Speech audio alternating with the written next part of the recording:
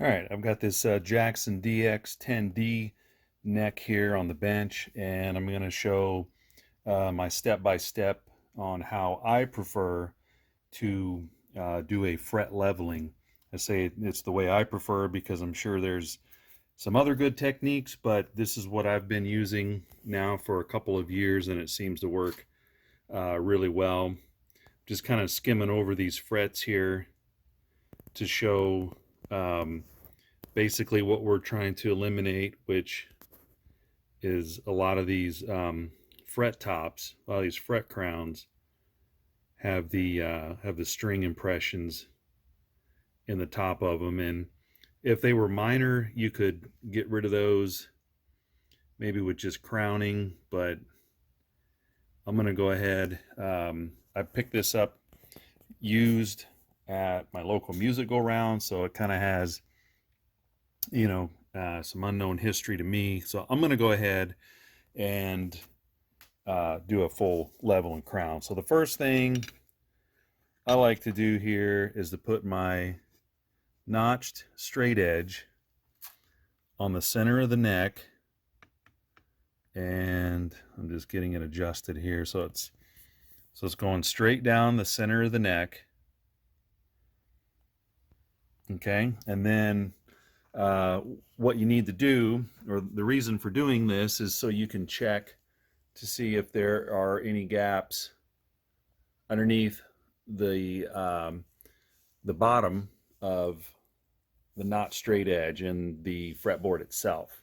So you're just trying to make sure that any relief that was in the neck originally is now flat. You want to get the neck as flat as possible to the best of your ability. Now you can do really the best way to check that here is to put like a light source behind that, and then you can come underneath and see if there's any daylight underneath your not straight edge. You'll see it. You'll know what I'm talking about as you walk. There's a little bit in here, but I believe I've got this as flat as possible. I'm using this not straight edge from Neck Check, one of those Amazon deals. So depending on the amount of daylight underneath, you know, if you've got too much relief in the neck, meaning you'll have that curvature in the neck going that way in the center, you'll have a lot of light coming in underneath this area here. If it's got any amount of back bow, the neck will be humped in the middle, and you'll see a bunch of daylight underneath the two ends here. Okay, this not straight edge wasn't cut for a 24 fret guitar, obviously, but that's fine. So depending on the direction of truss rod adjustment, obviously you'll make that adjustment to get it as flat as possible. I got my bench buddy here, Shelby. So that's step number one. Get the neck, get the fretboard as flat as possible. All right, after we've got the neck, or I should say the fretboard, as flat as possible, the next thing to do is run a fret rocker over the frets. And what you need to do is there's four sides, and this is designed to cover 3 frets. And so what it's doing is when you place this down flat across 1, 2, 3 frets, then you're going to rock this thing. That's why it's called a fret rocker. You're going to kind of put pressure backwards and forwards like this. You're checking the center fret to see if it is high or low. If it's high, it's the fret rocker is going to rock, and you'll hear it click. So I'm moving it, and I like to check both sides of the neck. Let me get my cat off the bench here.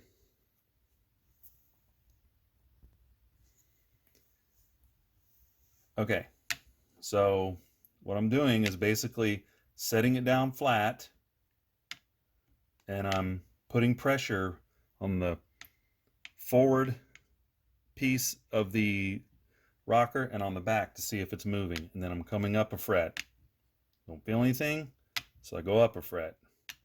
And then of course as you move up the neck, you'll see here that the not straight edge is now starting to get close to touching the other frets on the outside of those three. So then you would just rotate to one of the shorter sides to make sure that now you're only rocking on 3 frets. And since this is a Japanese built era neck, I'm not surprised that so far I've got no real high frets. So again, I just rotated this to one of the shorter sides because I was running out of room.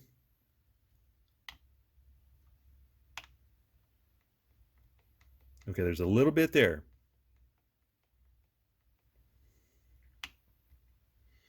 If it was really bad, you could maybe mark that, say the 12th fret has just a slight high spot. But it seems to only exist over here on the treble side of the neck.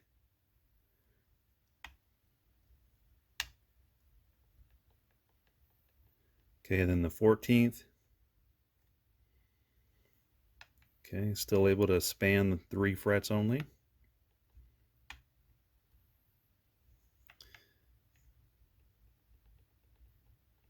It's just slight there. 16th. I think I'm going to have to go ahead and switch to the smallest side.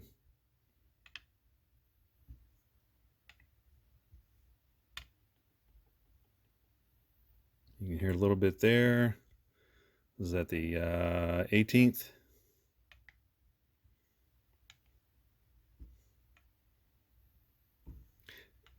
And the amount of rocking on this is absolutely minimal. I've seen some real bad ones. Okay, so that pretty much indicated that we only had couple of high frets. 12, 14, 16, and 18 seem to be a tiny bit high. All right, so for the next step, I'm going to kind of explain my setup here. I've got this StewMac neck call, and that does a nice job of cradling most Strat style necks or any neck that has a non-angled headstock. However, with these Jacksons and some of the Ibanez's, you get that tilt back head. So what I always do is just put the neck call on top of a 2x4. That way it's laying flat in the call to support the neck, but allows it to hang low without touching the workbench there. So from here, I'm going to begin taping this up. We're going to tape the neck on both sides of the frets, and then it's actually going to help hold this down. All right, so the fretboard is now completely taped up. So we're going to protect that rosewood fretboard, or if you got a maple fretboard. But anyway, everything is protected here and taped down to the call here, so it is pretty sturdy. So my next step is going to be to get a fat Sharpie marker. This is a king size. It's in blue. You can use any color, doesn't matter. All we're trying to do here is to color the tops of each fret. So you're just going to run along. Oops, see, another good reason to tape it up. Don't try this without taping. Again.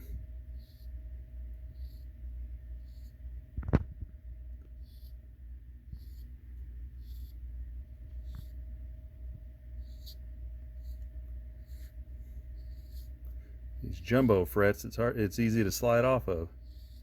Okay, so I'm going to let that dry for a minute, and we will start with the sanding beam. Okay, so I went ahead and replaced those few pieces of tape that I accidentally slipped on with the Sharpie. It was messing with my OCD, and I didn't want that to draw attention away from what I'm actually going to try to show you here. So the frets are all colored with a Sharpie, and again, you can see those divots there where the strings dug in. Okay, but let me point out a few other quick things here before getting started. I like to remove, if it's a Floyd Rose equipped guitar and it's easy to remove the nut, then I like to go ahead and remove it. That way, as the sanding beam comes up to the top, you can actually just carry over just slightly without worrying about bumping. Same would apply on any other, regular nut, but sometimes those are glued in and not worth the effort to get them off. You can still do it with the nut on, but just pointing out, if you can just take the 2 screws out and simply pop the nut off, go ahead. All right, so I'm using the Fret Guru sanding beam. I really like this. When I bought this tool and the notch straight edge that I showed earlier, when they came in to me, I took them into work and tested them out on a granite surface plate, which is absolutely perfectly flat, and they both measured just perfect, absolutely perfectly flat, 100%. So I can really vouch for the quality of these. Now, the Fret Guru sanding beam came with, inside here, if you pull this end cap off, it came with a few pieces of adhesive backed sandpaper with 240 grit and 320 grit. So what I have done, what I like to do, is I've got 240 taped to one side, and then I've got the 320 taped to this side. So depending on the severity of the fret wear, that'll determine if I need the 240 or if I can jump in with the 320. And I think I'm going to just try to start with the 320. It'll make cleaning up the frets a little bit easier if you don't have to go down to the 240. But we'll see if we can get these gouges in the frets removed with just the 320. If we need to go back, we can always go backwards. So let's start there. I'm going to mount the camera up and start sanding away. All right, so the motion for sanding is pretty simple. You basically want to lay this beam flat on the fretboard and allow the weight of the beam to do the work. You don't want to sit there and put a lot of downward pressure on this thing. The weight will do enough work. So what I like to do is drag it back and forth, move it over, try to be as straight as you can. Kind of start working my way back over.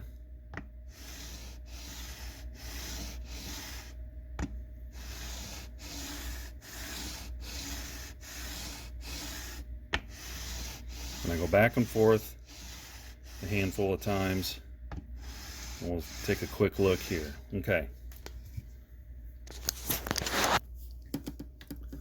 So after that first pass, you can see on this first fret, we've already pretty much removed the top of the fret minus the 2 divots there. And you can see it's a deeper gouge here, right there in that D chord area. And then as you go up the fretboard, you can see I haven't really hit the center yet. So, and over here you can see that I haven't really hit the sides yet on the upper fret. So I might have just a slight amount of relief in the neck, but based on what I saw with the fret check with the notch straight edge, I'm going to leave it and I'm going to keep going here.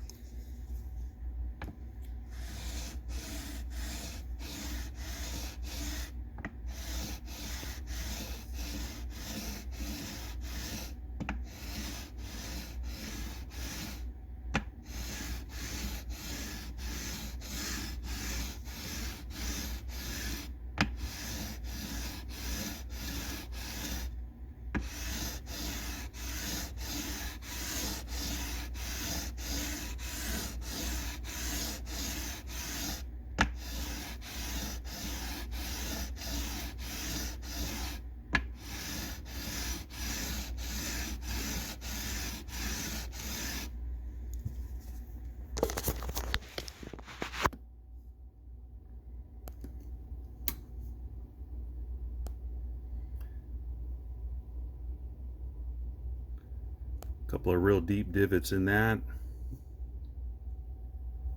Almost have all of them removed on the first fret, getting closer on the second. So you can see the progress being made based on the amount of Sharpie that's still left. That's your indicator. All right, so I'm going to keep working on this for a few more passes off camera and come back in a second. All right, I think we got her. Took about 10 more minutes here of just going back and forth. I stayed on the 320, and you can see that now the fret tops are all evenly sanded flat and the divots are gone.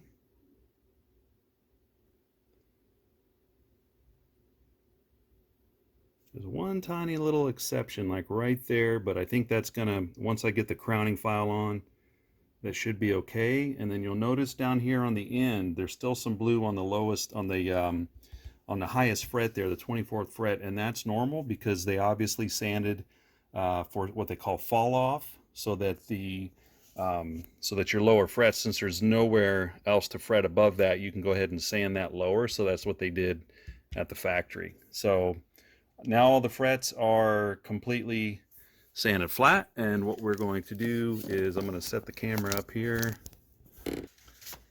wipe some of this off here. This is the actual fret material, like the dust.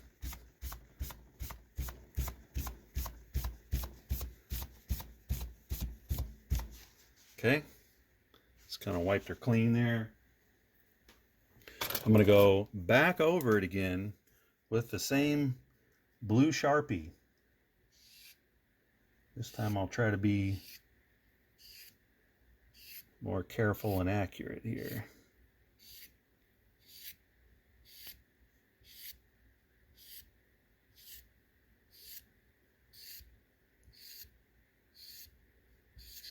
Ah, knew it. Knew it.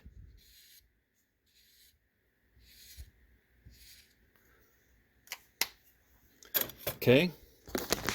And then, so now that each of the tops are blue again, and go ahead and get out the crowning file and start that process.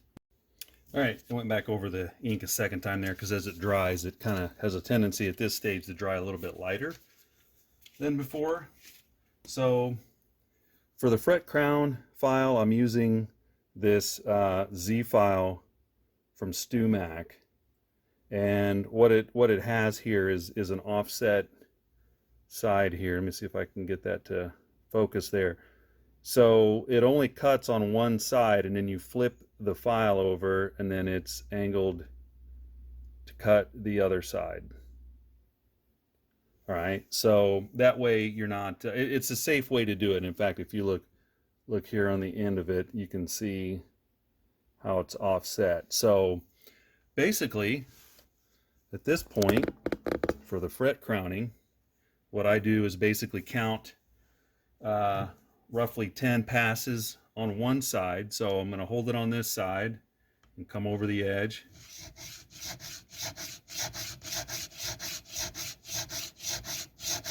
"10," and then I just flipped it around like that in my hand, and we'll do 10 on this side.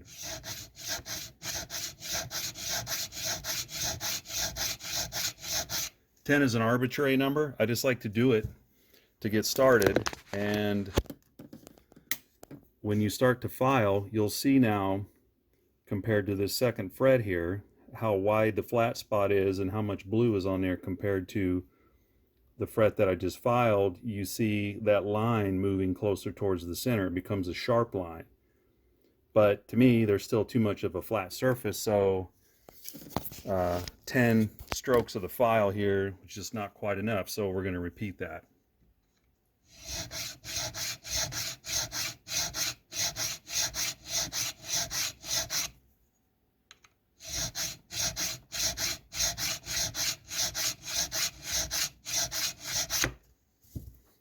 Okay, I like that a lot better. Here's what that looks like.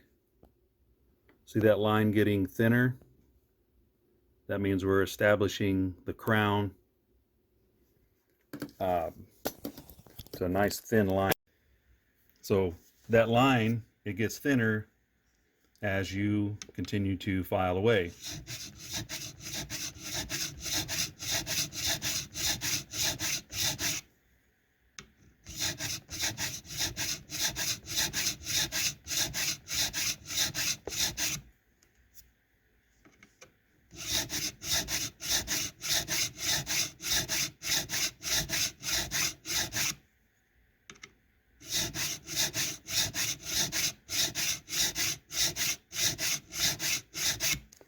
All right, there's the second fret. See, that line got nice and thin. I may take it just a little bit more than that. These are jumbo frets, so they do take a little bit more work than a vintage narrow fret, that's for sure. All right, so I'm going to keep working on these off camera and be back in a minute. All right, so I've knocked out 7 of these so far, and I've kind of landed on the number of about 25 passes here to get that line narrowed down, that crown built the way I think it should be. Now, earlier I stated that, you know, this file, you'll do it this direction and then flip it and then do this side because it only cuts on one side. So adjust your technique based on what type of file you have. If you have a regular diamond file that cuts in a V fashion on both sides of that fret, then you don't want to do 25 and then flip it and do 25 or whatever your number is, because you're going to continue to cut both sides down. I'm showing you how I use the Z-File because it only cuts on one side at a time. So just a point of clarification there. All right, I'm gonna go ahead and do these last 8 or 10 frets here on camera.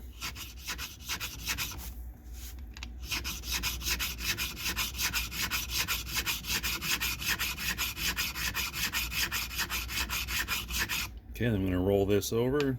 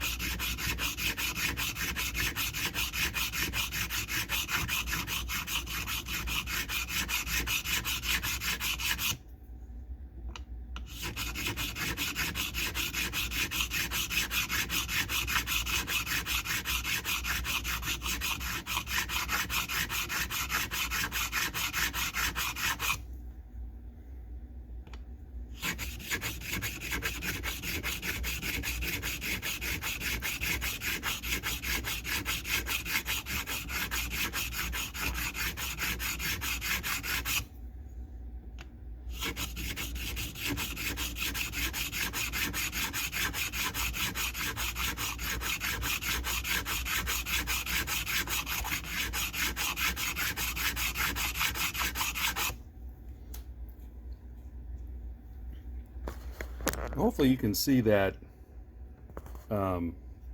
really thin, fine Sharpie line here after the crown file has gone over both sides, compared to this fret here that's not been touched versus this fret there. And you'll see we're making a point right there on the end of this. And as you know, depending on the radius of the fretboard, I will actually give this like a little bit of this kind of arc movement here, just because of the nature of this Z-File.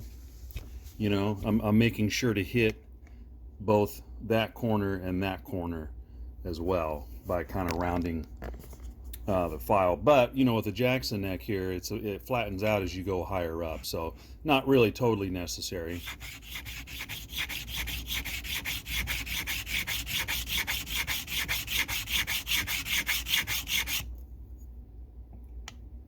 And what I'm doing there is I'm just finding that groove for the fret.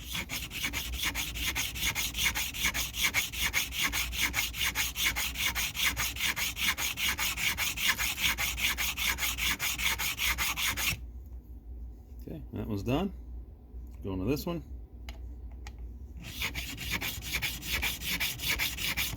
Oops. Gotta be careful, sometimes you can slip off that.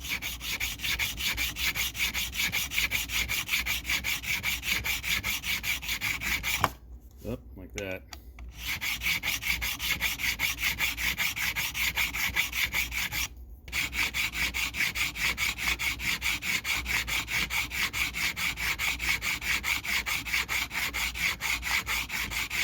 I suppose if I slow down a little bit here and take my time, be a little more careful, that won't happen.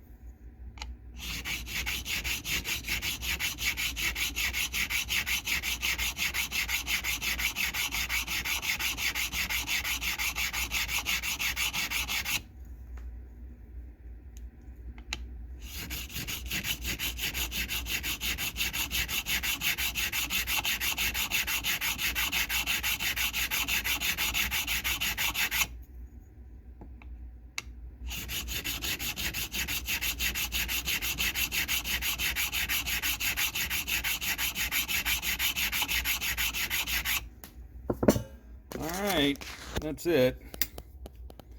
Bring you down here for a look. You can see that thin blue Sharpie line across the center of each fret. So what you can do now is take your fret rocker and just go across, kind of repeat what we did there at the very beginning, and rock it. Make sure everything is flattened out and you don't have any high frets. So that's it for this step.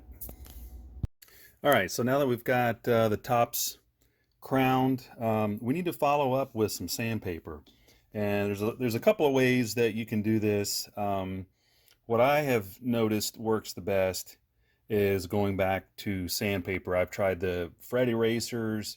I've tried, from StewMac, I've tried these different sanding cloths and different color-coded grits.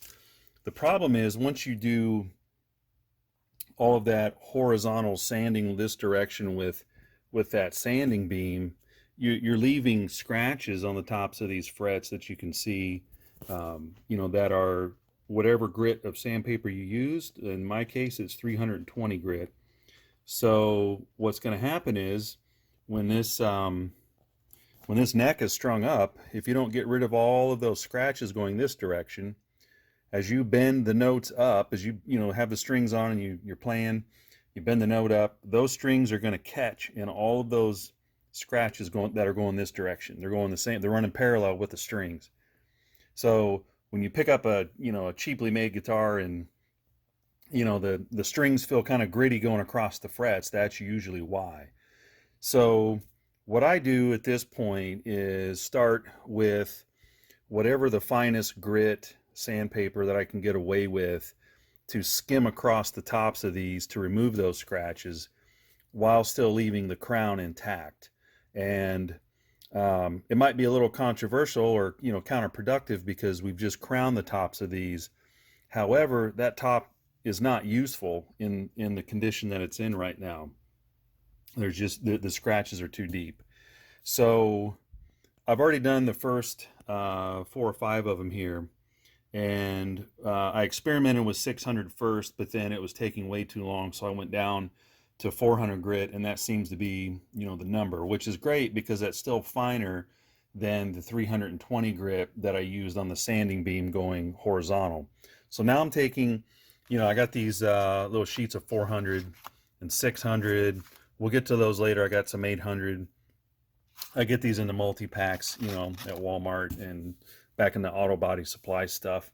So I'll cut little like 1 inch by 1 inch pieces of that 400 grit, and I basically will sand until the tops of these no longer have any sign of those sanding marks. And you'll see here, I'm going to go ahead and let me mount this up. And the LED light above me, the shop light, works really good to help kind of expose those areas. They just reflect against the light really well.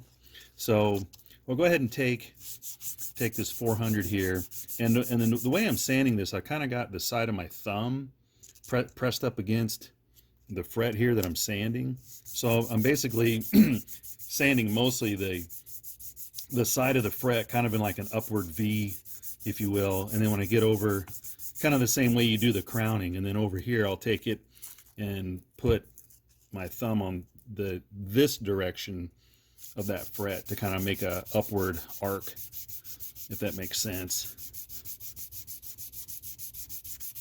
Sometimes I'll put a little side angle, kind of like cross hatching the top of that fret.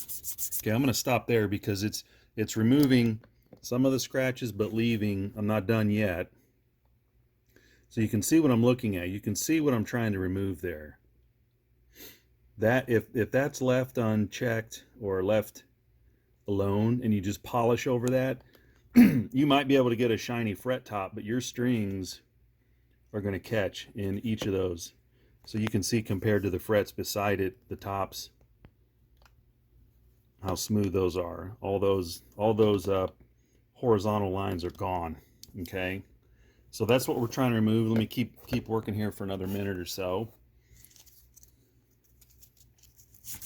This is where the elbow grease, the heavy elbow grease, comes in.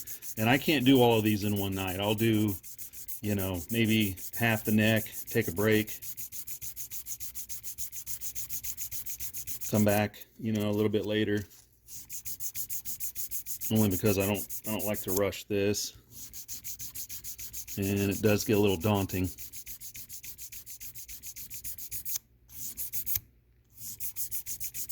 There's just a smidge.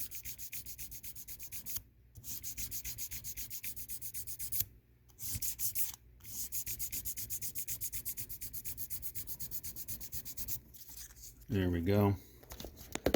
Okay. Look at that, see? And then, of course, as you continually go up in grit to the 600 and then to the 800, it's just going to continue to get more smooth. And just for a comparison here, let me show you the side profile here. These are the frets that I've sanded the top, and these are the crown frets. So you can see there's still a substantial crown on top of and these are jumbo frets, so they're really fat anyway. So yeah, that's what we're going to do to the rest of these. Like I said, it's going to take a while. This is where you're going to spend the most of your time. So you got to kind of just dig in and get ready. All right, I'm down to the final fret. Like I said, this is a tedious process. I'm still using little 400 grit squares that I'm cutting off of a sheet here, and I'm pretty much cutting a new piece of sandpaper for each fret. Just helps it go by a lot quicker when you're not trying to reuse the same piece and stretch it out. It just, on something like this, it just isn't worth it because it makes it go about twice as long. So anyway, you know, it's taken about 5 minutes a fret, so you can do the math. If you've got a 24 fret neck, it's going to take a few hours. I'll finish up this one, bring in for another close-up of what the tops of these look like.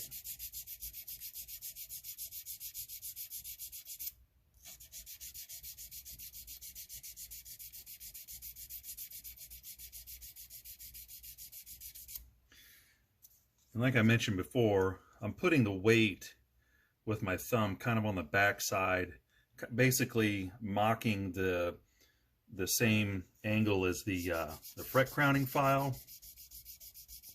and then rolling over the top ever so slightly to get that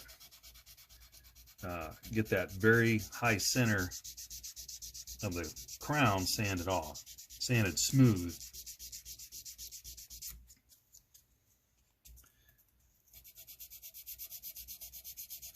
I've tried a lot of different ways, and this seems to be one of the most effective ways I've ever seen, if not one of the only ways I've ever seen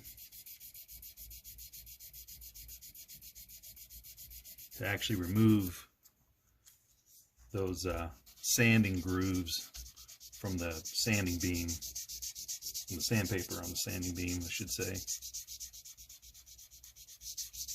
So again, when I'm on this side of the fret, that side, I'm putting the pressure at an angle this direction with my finger. When I'm on this side, I'm putting it on that, kind of that direction. And then if I need to roll over the top, I'll do so slightly, kind of at a cross angle like this, and then come back over it like this.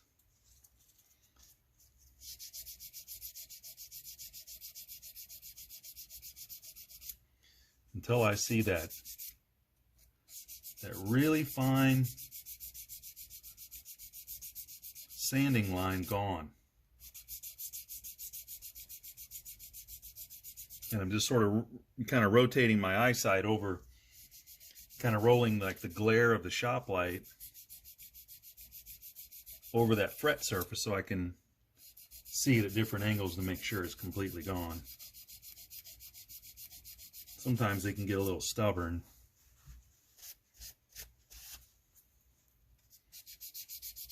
And kind of fight you a little bit. Sometimes you think you got it, and then you walk away and look at it again in a different angle, and you see it back again. So,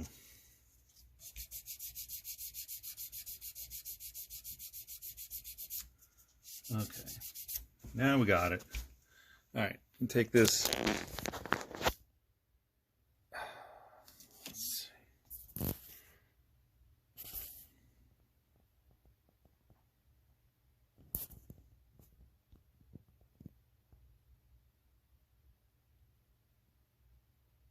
And you'll see some sanding marks going now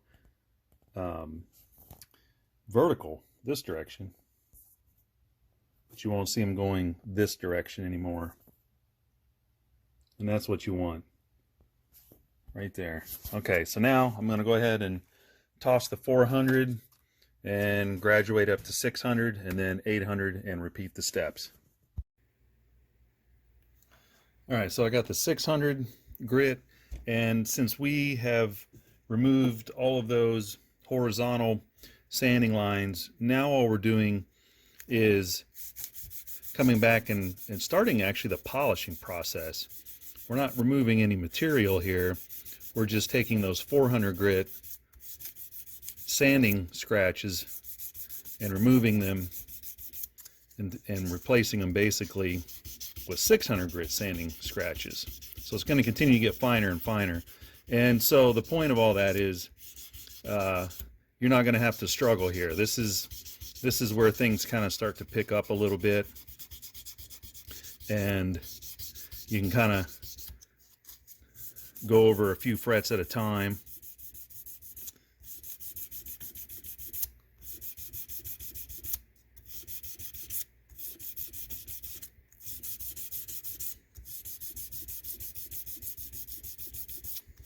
And you can get multiple frets out of one piece of paper,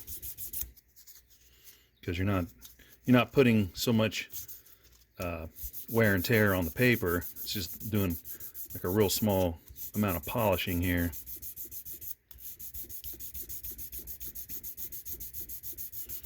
And when you see things start to shine up, then you can move on. Yeah, that 400 grit is really the tough part. It's like right here, I'm putting my thumb in the valley here between these two frets, and I can feel the frets here on both sides of my thumb. So as I'm sanding this direction, I'm kind of sanding the back heel of this fret and the front side at the top side of that fret.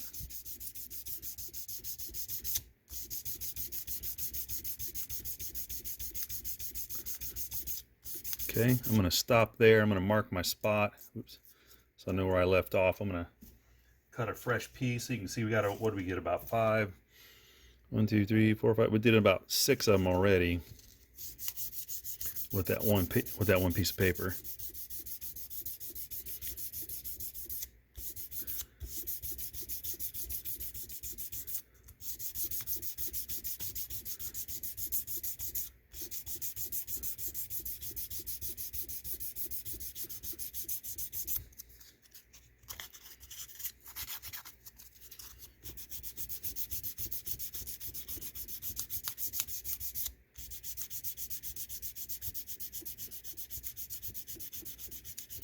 I'm just kind of going back over the base side of these. Sometimes I put more emphasis on this treble side of the neck and then go back and look at it and realize I missed a little bit on the base side of the neck.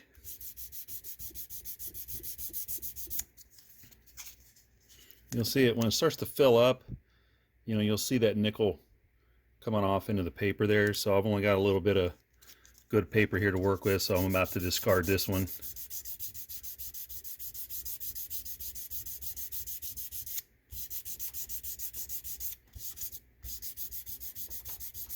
I kind of mark there where I left off.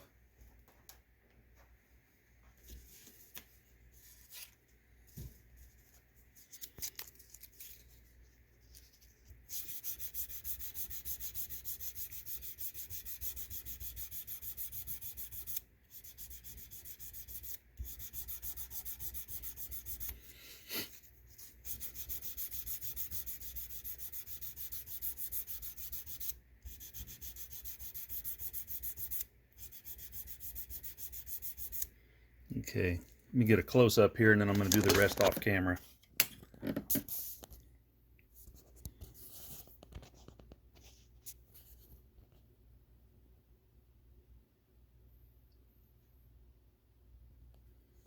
Okay, compared to this side.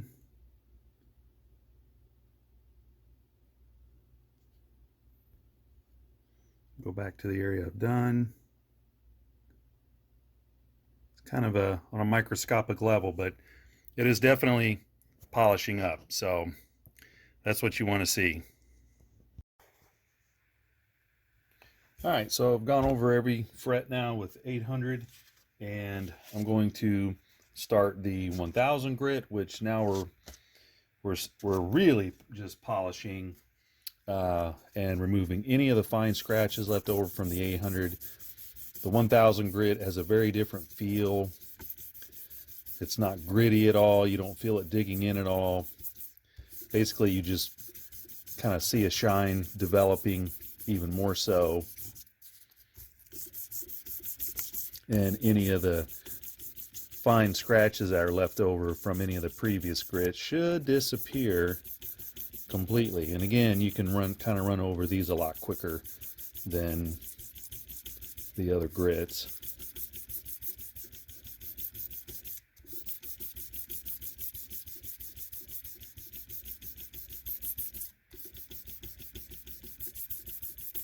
You can actually feel when that sandpaper is getting filled up there. You can kind of see how it just gets kind of shiny, and then that's the nickel material from the fret filling up, loading up the sandpaper. So I'm going to just mark that there, come over here, get me a new square so I know where I left off.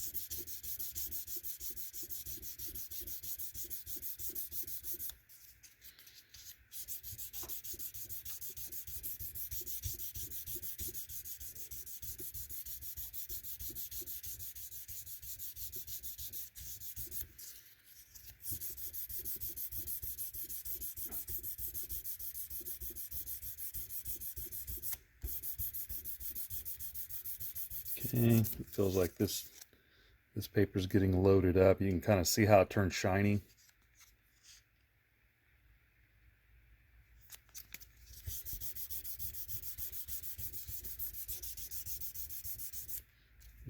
Mark my spot.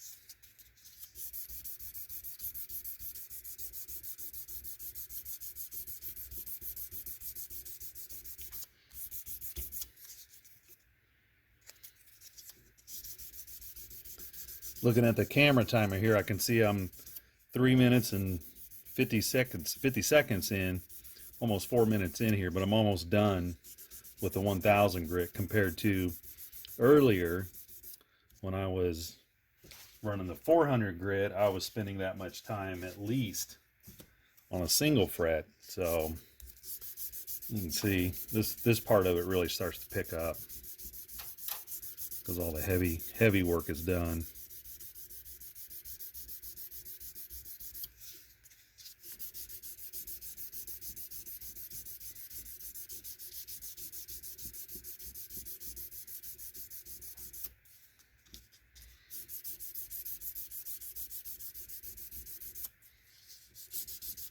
Now sometimes I'll use the fret erasers, and I still may go over them with some of the finer grits just because I had to do so much sanding already.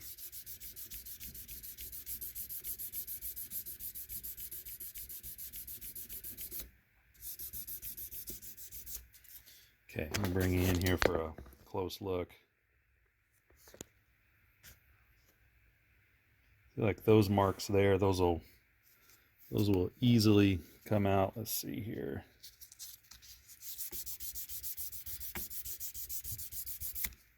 Like that. Doesn't take much now.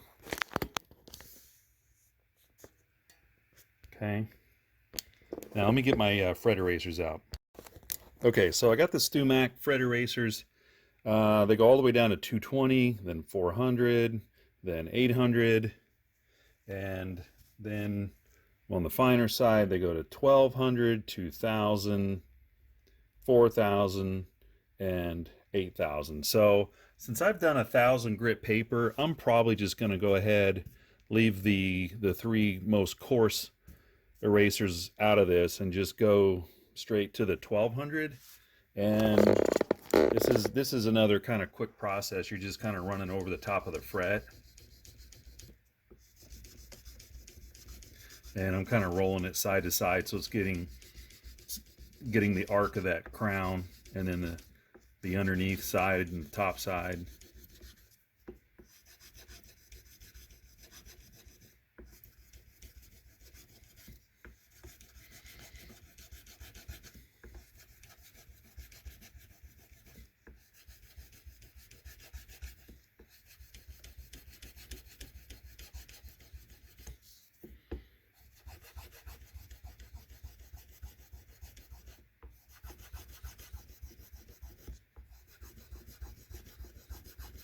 I don't spend too long on each one.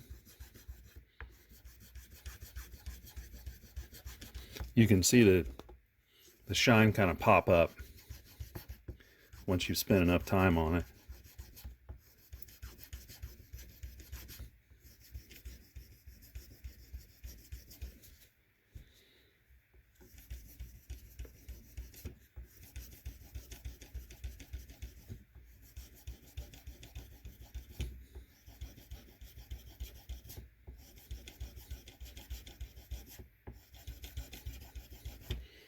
Okay, that was the 1200. Your hands get a workout. Get kind of sore through here. All right, we'll go to the 2000 grit.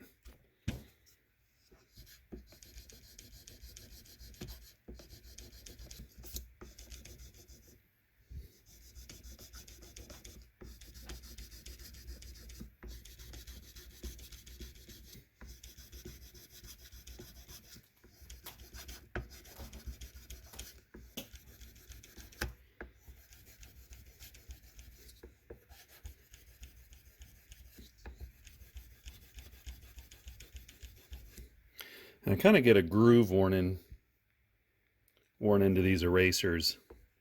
So I just let that do the work.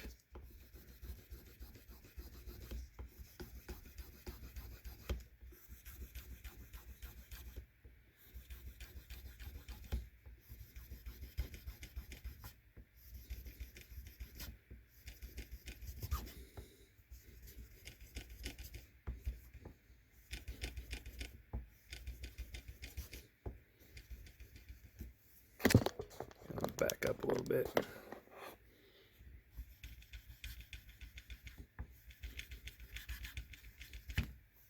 All right. And then the 4000. I think I'm getting the whole neck in here.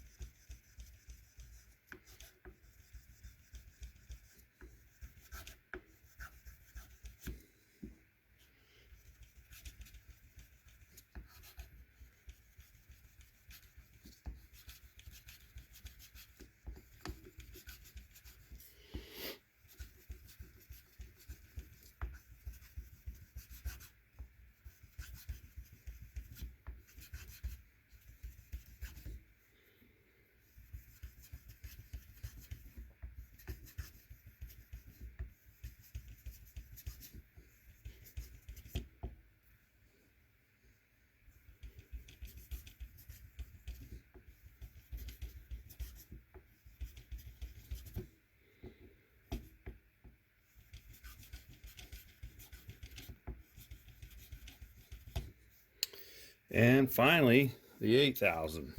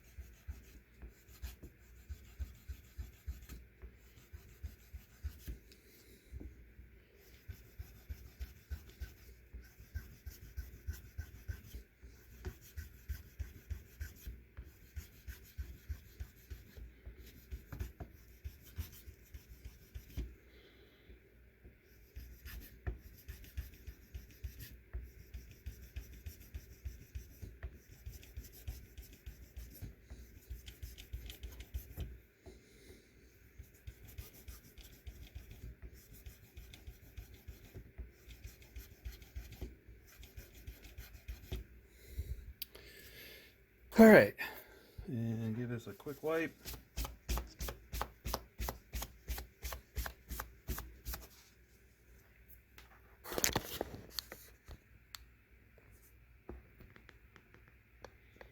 Now that's pretty good. I would say that's probably better than most factory level fret jobs right there. But I always like to do one final step, and that is to use good old 0000 quadruple aught steel wool. I just think it adds that final touch.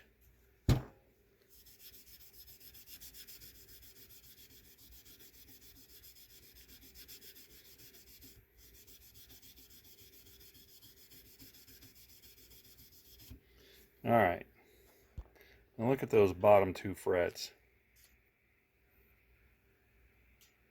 compared to where is it? Right there, that one. So I've done these two compared to that one. These aren't bad, but these are better. It only takes a minute.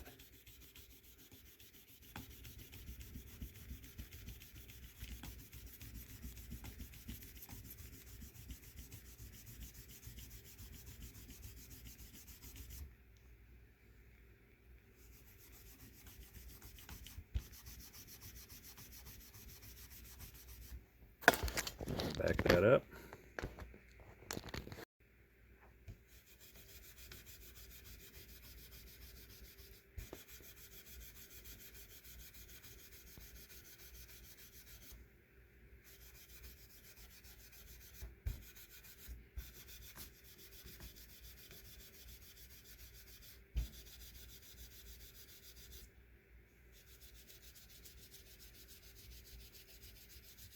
Now this does make a mess. You'll see little shavings. See all the shavings down there on the side of my 2x4? Well, those would be going all over the workbench. That's why a lot of guys don't like to use this method when the neck is attached, because they feel like those metal shavings, you could risk having them find their way into the control cavity, into the pots, onto the pickup windings, and they probably very well could. So I always have to do a real thorough cleanup on the workbench. I'll take the towel, change it out, wash it, that kind of stuff, just to get rid of those little metal shavings. But to me, it's worth it. I don't think you can get a shine any other way quite like this. Now, I've used the little buffing wheel on the Dremel with that Frine.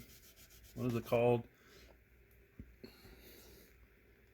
The Frine fret polish. I've used this. I get good results with, excuse me, with that. Nothing wrong with that. But I've noticed when I use the Dremel and one of those little polishing wheels, it has a tendency to build up heat really quick. Like really hot. Like you almost can't even touch the fret if you leave it on there too long. And it's easy to do because you see it sitting there working and you think it's just polishing, but it's really heating up that fret. Almost to the point that you can't even touch the fret when you get done. At least for a few seconds. So I just don't even mess with that whole system. So let me bring you in here for a final look before I peel the tape off.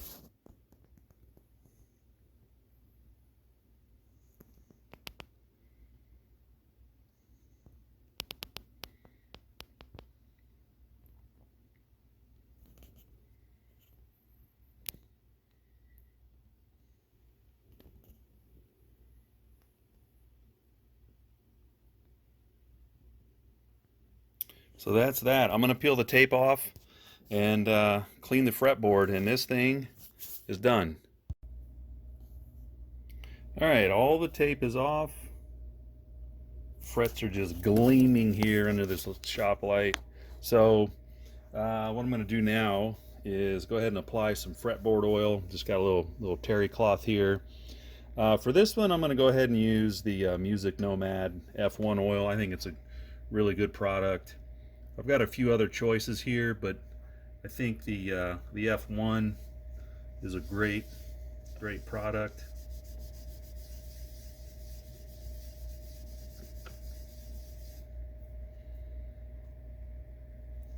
I'm going to apply this liberally because this neck, the fretboard, is a little dirty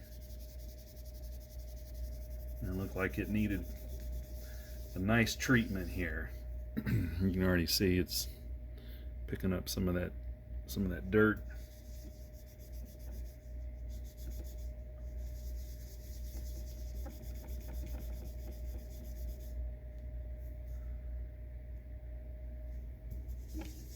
I'll probably do a couple applications of this. I'll do this first one tonight, let it dry overnight, come back over it tomorrow.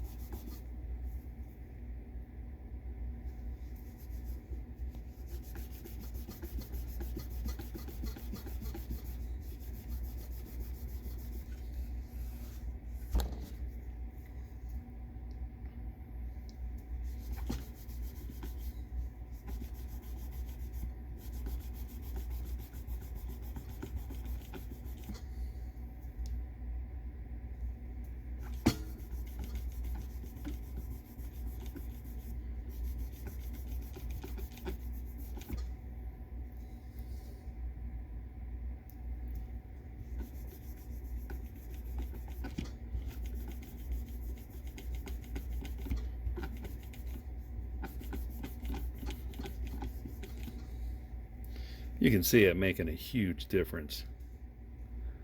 Massive.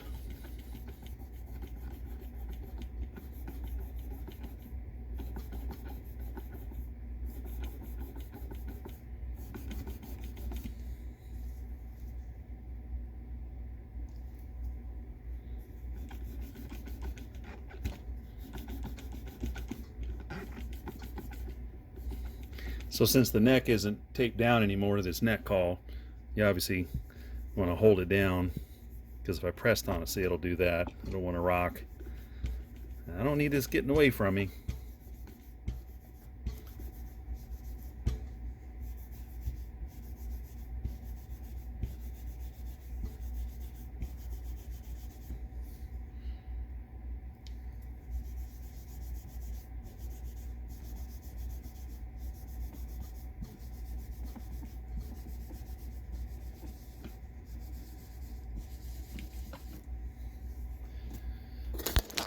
Right, there it is.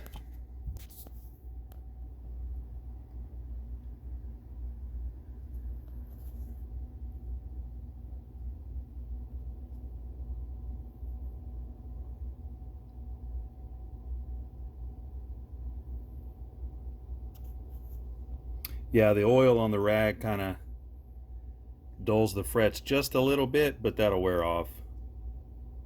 But I think it looks gorgeous. I'm gonna let this dry overnight, come back down tomorrow, put another coat on, and call it done.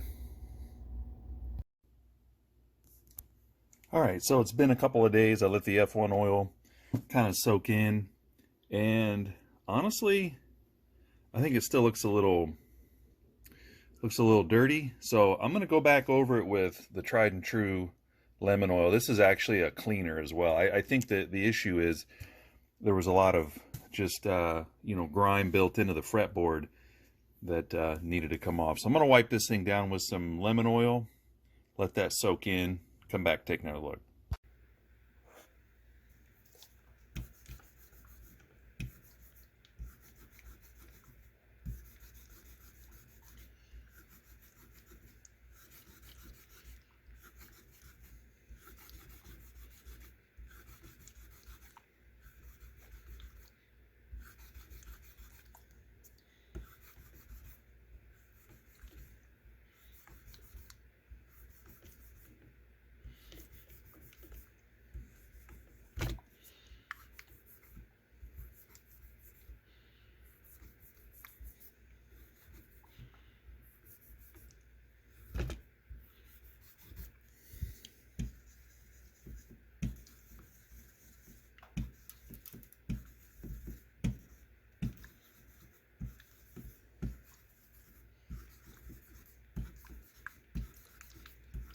Definitely gonna be a lot of excess to wipe off of this.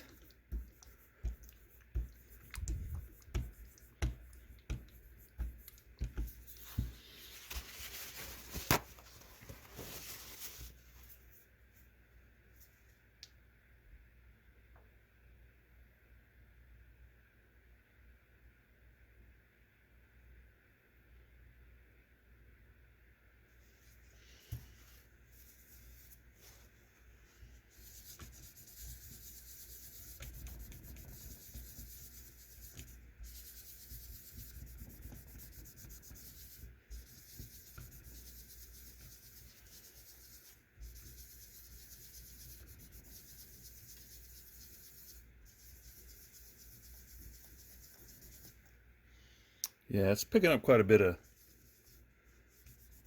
grime.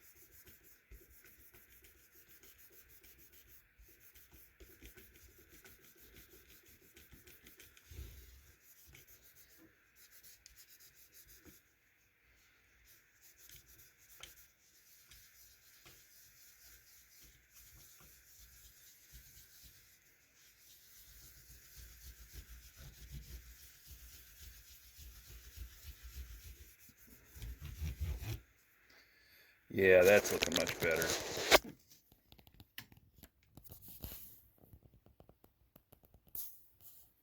Much better. Got a nice even sheen to it. It looks great. So that's it. That concludes the fret job.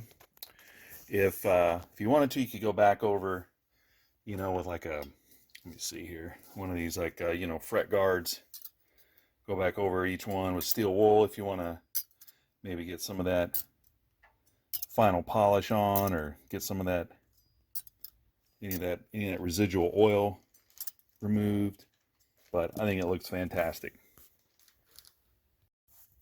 All right, so actually for a final touch on this neck, I went ahead and pulled off the tuners just so I could go ahead and buff off the face of the headstock real good.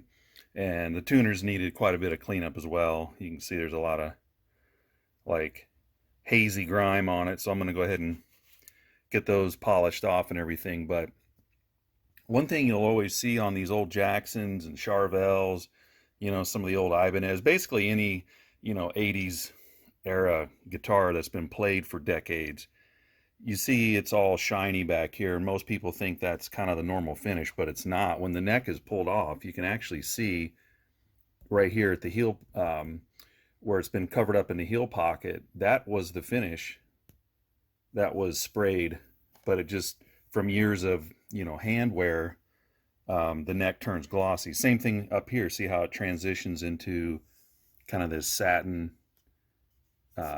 look and feel. So what I have found, I've experimented with a few things here, and let me mount the camera here. One of the best things I have found for returning this back to a nice satin finish are these sanding sponges from McMaster Carr. You can see they're maybe about a ½ inch thick. It's got a real soft foam in the middle. There's two sides. Both sides have the same grit. You know, and I forget if they call it like fine or super fine or whatever, but I just know that they had a grit level 220. Now, it's weird because this does not, when you run your hand across it and when you look at it, this does not look or feel anything like 220 grit sandpaper, and it doesn't act like it either. So don't be scared from that. This does a nice job of lightly scuffing the surface, kind of like if you took like a green scratchy pad, like a Scotch-Brite.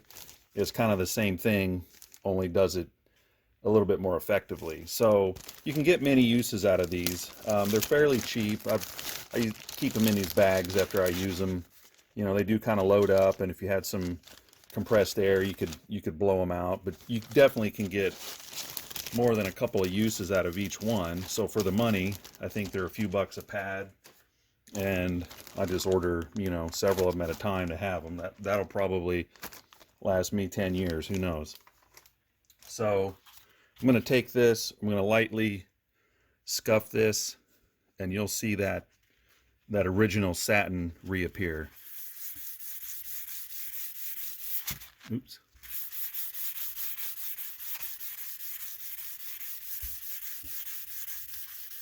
I'm barely putting any pressure on this.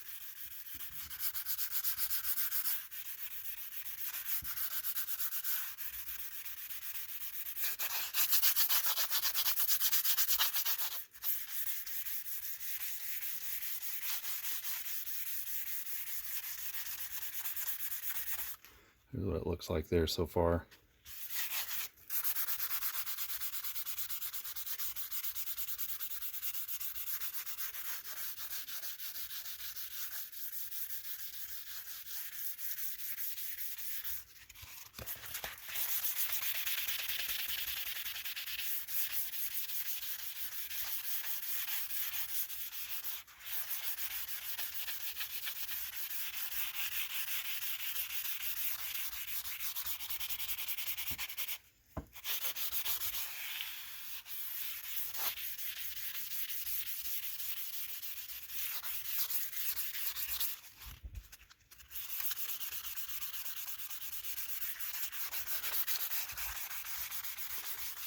The foam backing is really nice because it helps apply even pressure.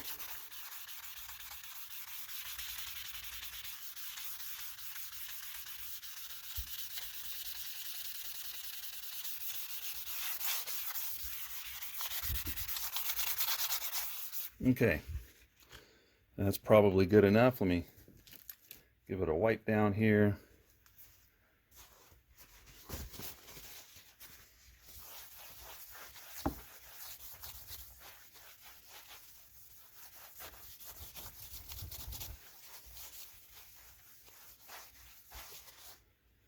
All right, that's it. There's no sanding streaks, no scratches or anything. I might go over it a little bit more right here in this area at that heel, but that's exactly what you want. And it really, I mean, it drastically changes the feel of the neck. I mean, it feels as good as new. Your hand just glides effortlessly across that surface instead of grabbing a little bit where it used to be sticky. I mean, that's just buttery smooth. Hate to use that kind of cliche phrase, but man, it makes such a world of difference. It almost has a feeling similar to like true oil and gunstock wax on like a natural kind of a raw neck. So, all right, just wanted to include that last little bit there. I'm going to do a little more scuffing up here on the back of the headstock, a little more down here, but this neck is done.